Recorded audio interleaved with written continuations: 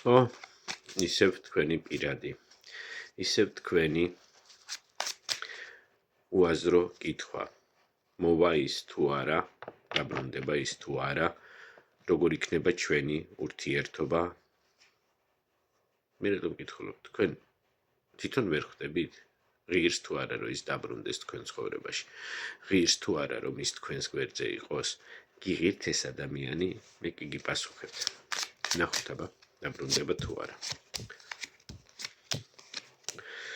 დაბრუნდება აუცილებლად, არსად არ წავა, მაგრამ ეს დაბრუნება ძალიან დიდ ცვლილებას არ მოგცემთ, რადგან ისედაც ცივი იყო და მაინც ცივი დარჩება. დალაგდება თუ არა ურთიერთობა. ურთიერთობის დალაგების რა გითხრათ? ეს ურთიერთობა უფრო აგებულია ყალბგრძნობებზე და ყალბსაუბარზე, რადგან ეს ადამიანი არ არის თქვენი ბედისწერა და ის თქვენს გვერდზე სულ არ უნდა იყოს. გისურვებთ ყველას წარმატებას და დაფიქრდით, სანამ დააპირებთ შერიგებას.